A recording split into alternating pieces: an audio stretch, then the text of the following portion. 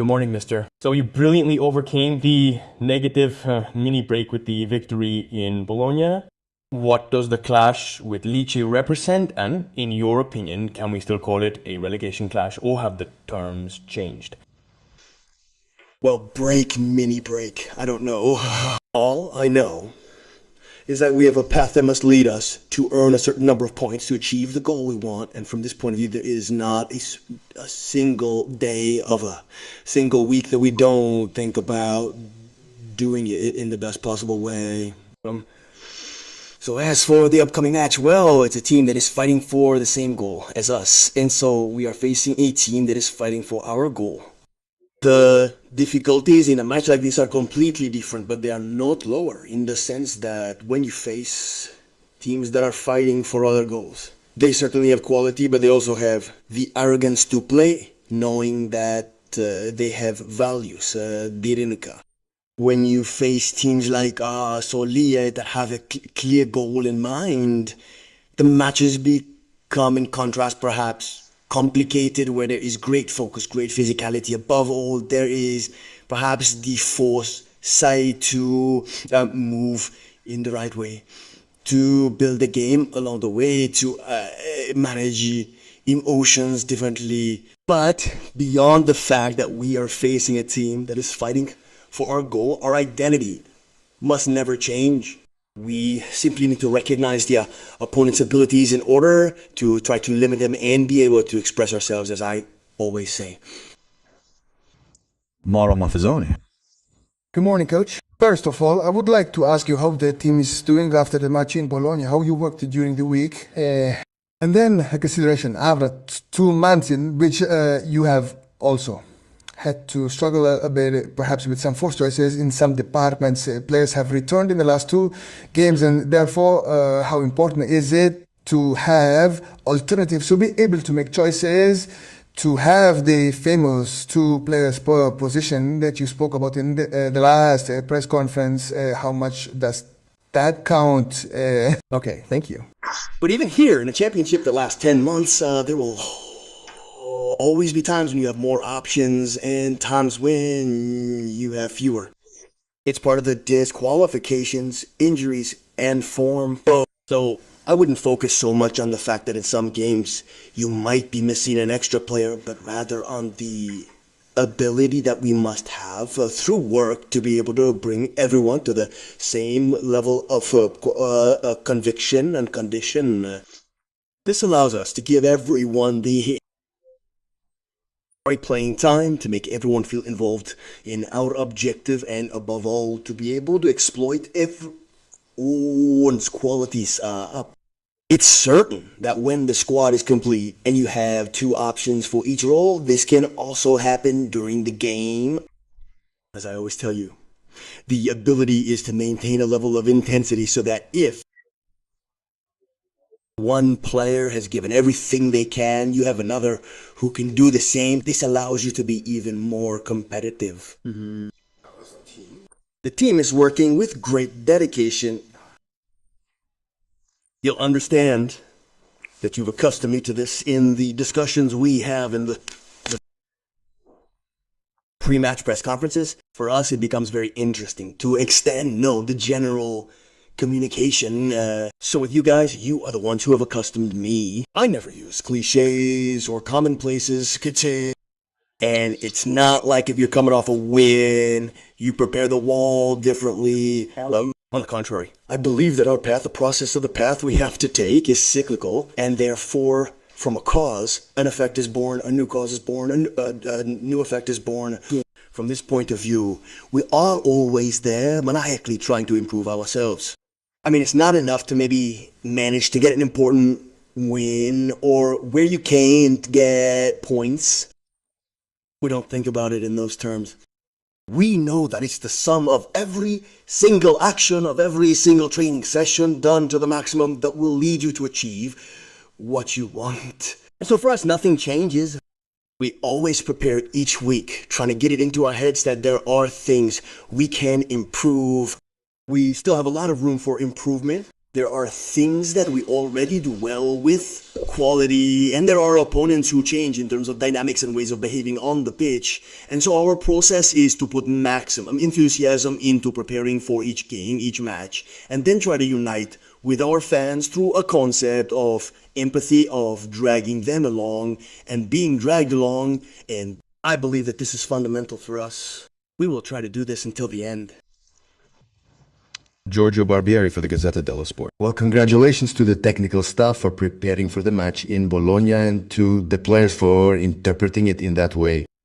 Tomorrow, an opponent arrives at a rather unusual time, 12:30, which is different. So you have obviously studied Lecce. So how do you intend to counter a team that will not leave Bologna spaces and therefore will not allow certain verticalizations? But then, in reality, when studying every opponent, it is like this the opponents do with us. It is not that we are immune to studying the opponents. Well, studying an opponent is mainly useful to understand their characteristics. I repeat, how they occupy the field, the peculiarities, the characteristics of individual players, where they are naturally very effective, where instead you can push and build more strategies for your game. Basically, it serves this purpose. But every match does not vary from a certain point of view. What is important to understand is the fact that in the match, there will be, both for us and for our opponents, moments in which our line is high, our line is low, in which we are more aggressive, or in which perhaps we work more in the spaces. Knowledge is mainly useful to limit or try to limit the opponents, but we always reason in the same identical way. Our identity is clear.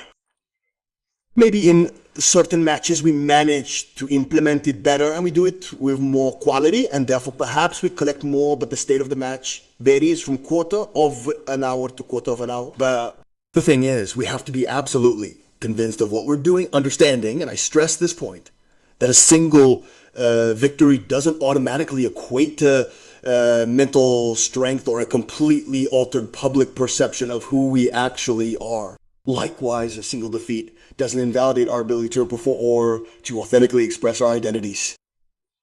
In my opinion, this also takes away depth of analysis. In the long run, it does not mean that the work done behind the scenes is not truly evaluated.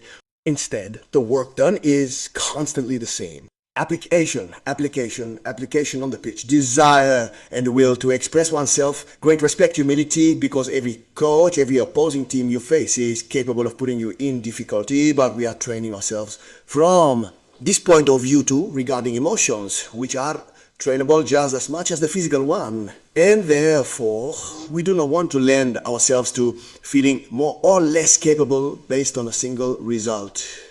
We are very clear about what we want to achieve. We know that we have to enjoy the sacrifices we have to make, because achieving something by working hard is the ultimate pleasure, in my opinion, because it gives you the exact idea. That sacrifice, commitment, attention, and dedication lead you to achieve something. Gawasi is something. I don't want anything to be given away. We don't want anything to be given away. We have to earn everything on the pitch, and we want to think about it that way from game to game. Tomorrow, for me, is a game that is also important, given that we will be wearing a special jersey. We will have a story behind it that, in my opinion, is fantastic to tell. And this campaign is beautiful because it leads to conceiving how in certain moments, having respect, showing respect, attention, perhaps through a simple gesture and sharing it through a stadium that brings your people and the fans of others, in my opinion, is fundamental. It truly is the best way to demonstrate that we all approach our work with meticulous care. Ivan Gigi, the province.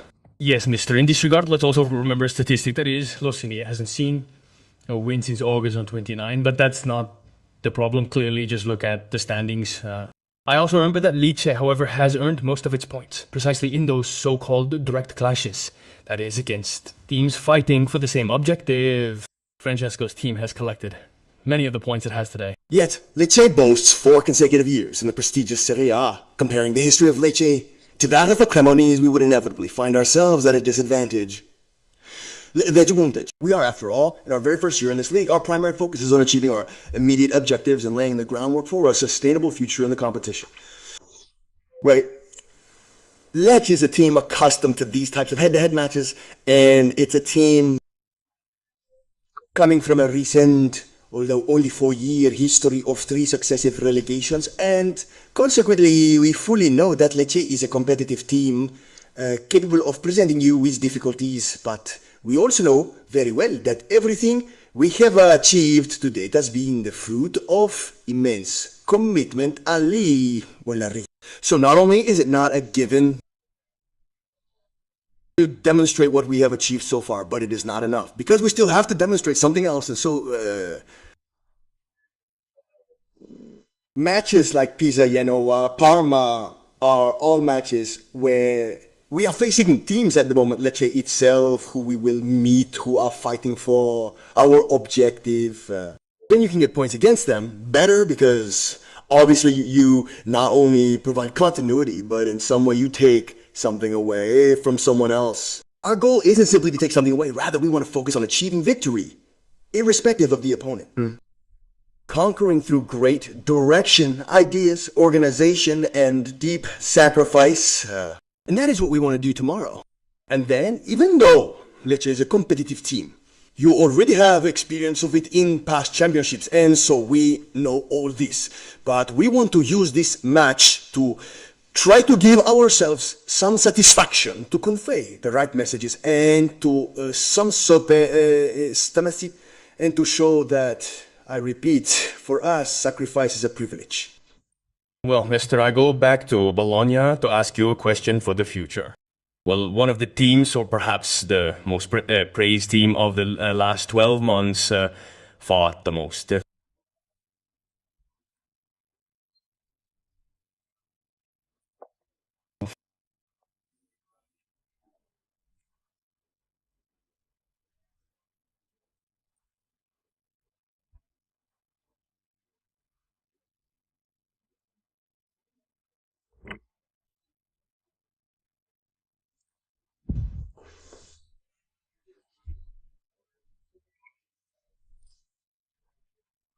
So for me, there are a lot of cliches in football, or cliches where you focus on the event of the moment, the match of the moment. For me, not only do they not explain anything, but they actually take away the depth of analysis, because in every match there are things that you do well, and even when you win, there are things that you didn't do well, but that perhaps didn't pay off. And when you don't achieve the result, you don't earn points. It's not that you did everything badly.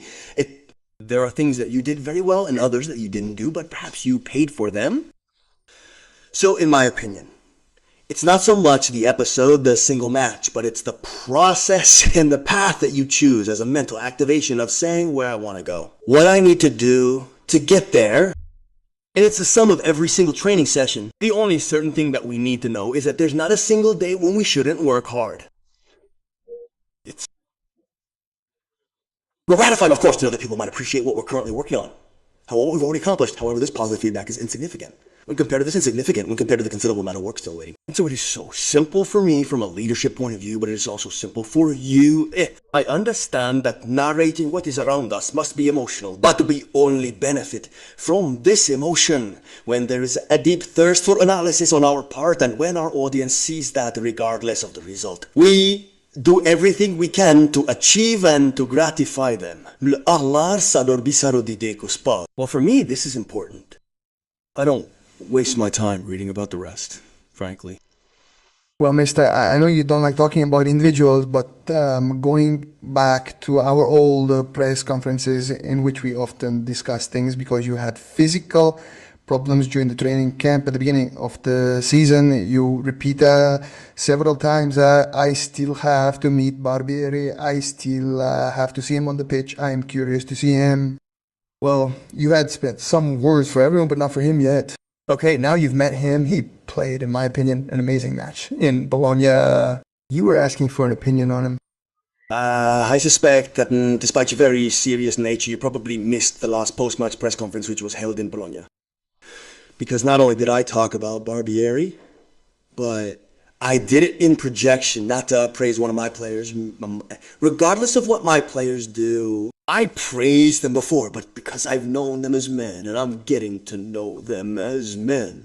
So from that point of view, they only get praise from me because I've known them and only the moral value they have. Everything else is to be built.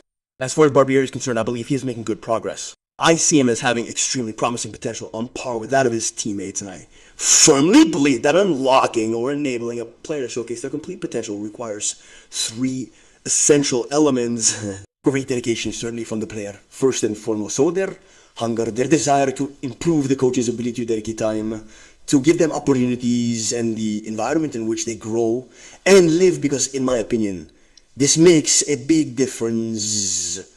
We are lucky, in my opinion, to be in a context that has a deep focus on the dignity of the person and on personal growth, but not only in our field, you can see it, also by walking around the city, and therefore with the initiatives that I see every day.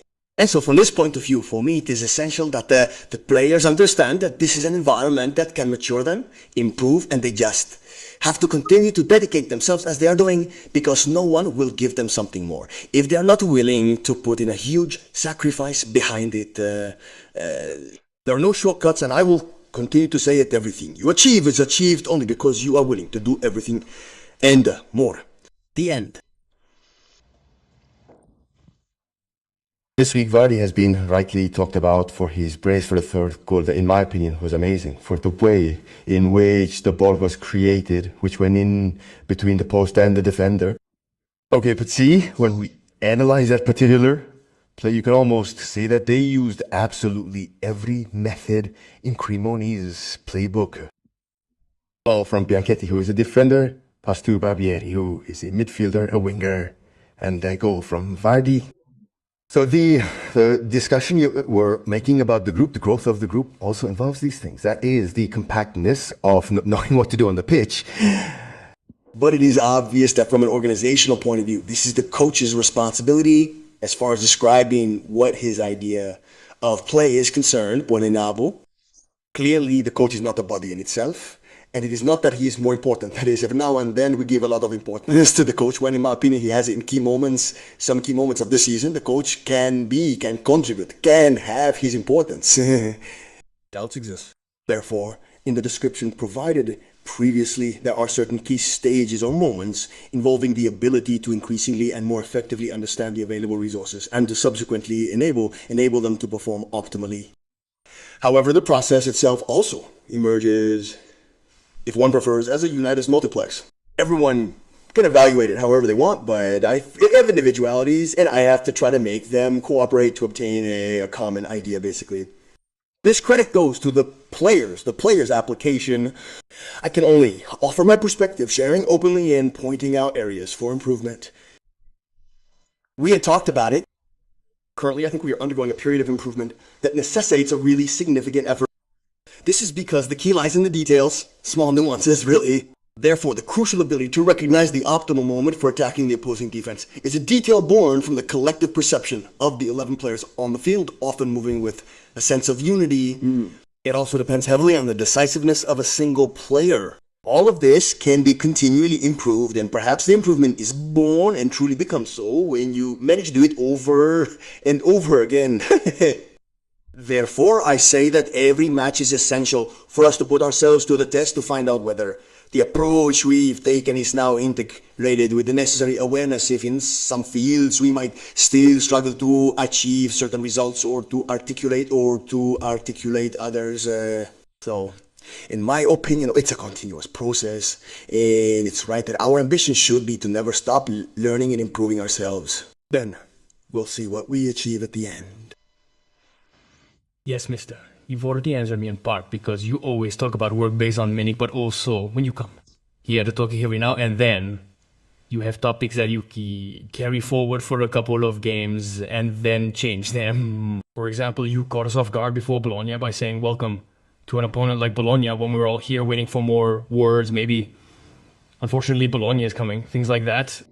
Now, what is the a topic that you focus on a lot because we've covered the topic of balance, the topic of courage and organization. I'm referring to Como, the topic of enthusiasm and lightheartedness. We've seen Bologna now, that there are many direct discounts to go until the end of the first leg. No, I said it before. In my opinion, at this moment, it's more important for me to make my guys understand that emotions need to be trained just like the body, and therefore we shouldn't pay attention to whether people talk well or badly about us.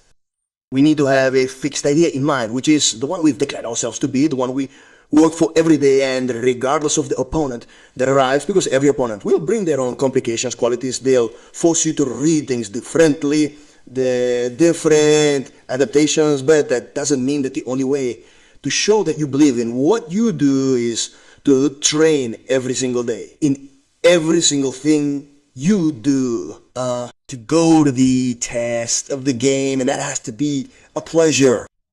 For me, the game is fundamental. For me, the game is essential to coaching. Without it, I couldn't assess or showcase the weekly training. Coaching is about breaking down a bigger goal into small, achievable targets. The match serves as the final test, allowing us to see what worked and what needs improvement to hit our main objective.